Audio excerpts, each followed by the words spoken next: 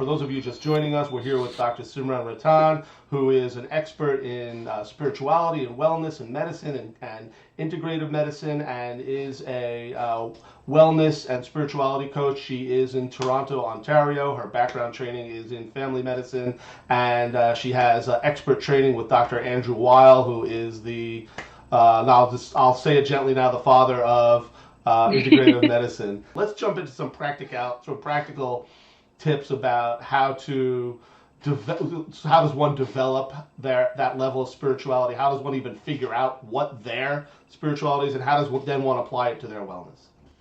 Well, I think it's first trying to explore like what gives them meaning in life. And so what you can do is ask yourself some questions like, what does it mean for me to have hope or have faith?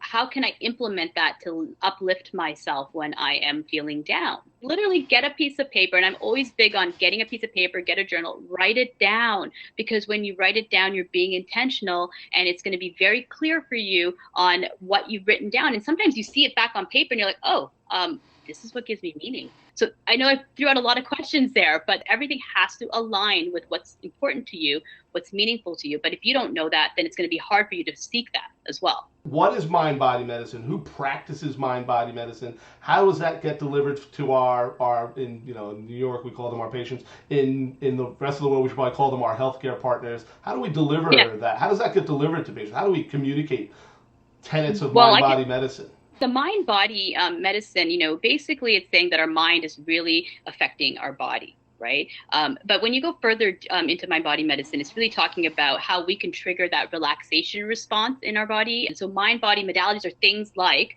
meditation, yoga, mindfulness, hypnosis. There is, guided imagery. There is PMR. There's a whole bunch of stuff. Let's just put it this way, autogenic. There is tapping. There's a whole bunch of different mind-body modalities out there. So what I do with my health partners, I really listen for what their needs are and what is it that really they enjoy doing. So like I've had a person say to me, I love music. And, and so for my well-being, I put on music and I go, do you know there's something called music therapy? And they're like, no. So those are the ways I kind of look at it and saying, well, this is what's in line with their beliefs. This is what they love to do. This is what is important for them. When they're upset, they like to turn to this. And everybody, by the way, is the expert in their own health somewhere. They know what they need. Is they just need people to help guide them. And I think that as us as physicians or healthcare providers, we can do by guiding them, not just telling them do this, but you really got to know who they are. So the different mind-body therapies, before we pick one, I would definitely recommend trying to think about what it is that gives you meaning, so that when you can even bring that up with your health provider, say, well, I've tried yoga, like you said, it's not effortless for me, but something like Tai Chi is. I don't know. Like there's something that we can think about where we say, and you talk to them, discuss this, but then you would have to be knowing what the different mind-body therapies are and also what the beliefs of your patients are. My guess is that we are seeing a massively increased amount of this particular problem during the COVID-19 pandemic, and everybody out there can guess what the answer is going to be, and it's the big A, anxiety. What are we doing as coaches,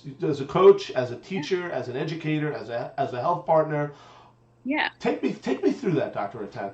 We don't realize the power of silence. And I'm going to say this, and I don't mean silence like in meditation or anything. I mean silence when we are talking to our health partners. Like, how would you speak to a dear person that you love when they're in trauma? Well, speak to yourself that way, right?